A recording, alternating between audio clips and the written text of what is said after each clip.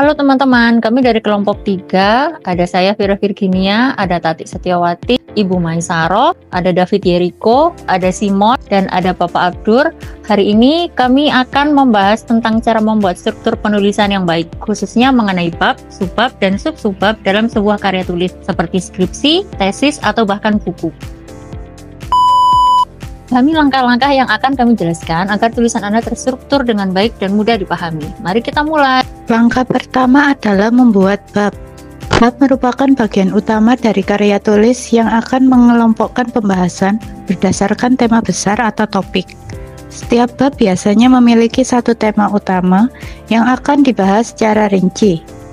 Contoh, dalam sebuah skripsi, Anda bisa memiliki bab seperti pendahuluan, tinjauan pustaka, metodologi penelitian, dan seterusnya.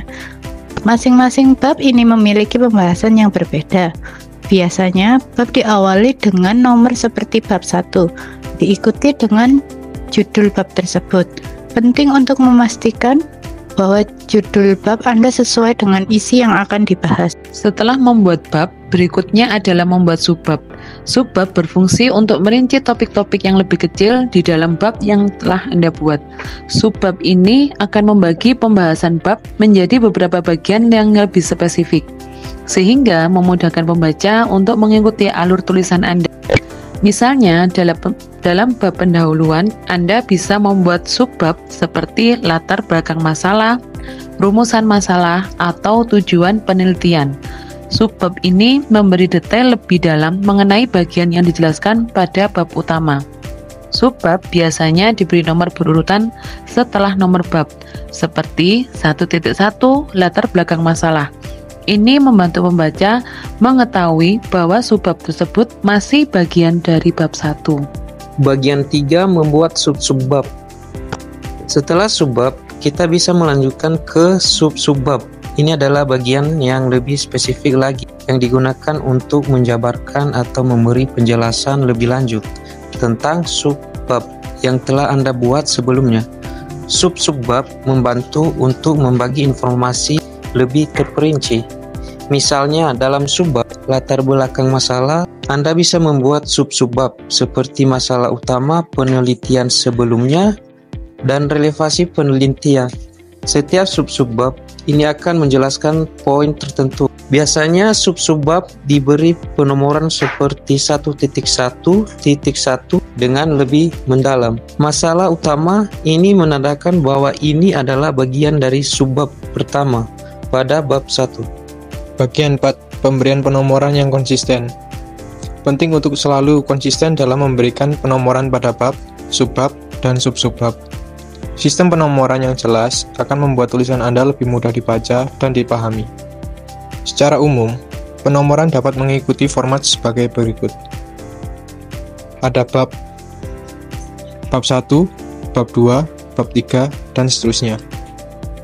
Subbab 1.1, subbab 1.2, subbab 1.3, dan seterusnya.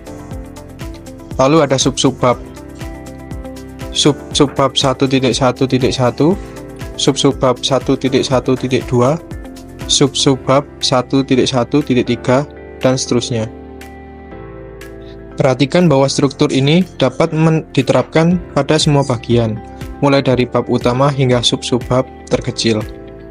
Dengan menggunakan sistem penomoran yang terstruktur, pembaca dapat dengan mudah menavigasi karya tulis Anda.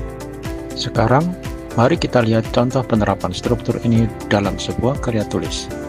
Misalnya, di bab 2 yang berjudul tinjauan pustaka, Anda bisa membuat subbab seperti 2.1 teori-teori terkait, 2.2 penelitian sebelumnya, 2.3 kerangka pemikiran.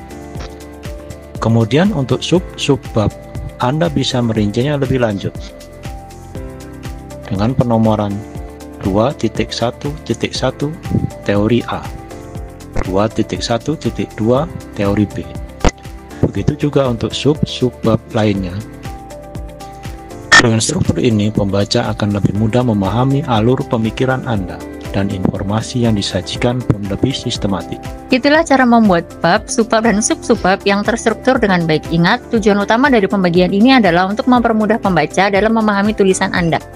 Jangan lupa untuk selalu konsisten dalam penomoran dan pastikan setiap bagian berhubungan erat dengan tema yang sedang dibahas. Terima kasih sudah mengikuti penjelasan ini, semoga bermanfaat. Sampai jumpa.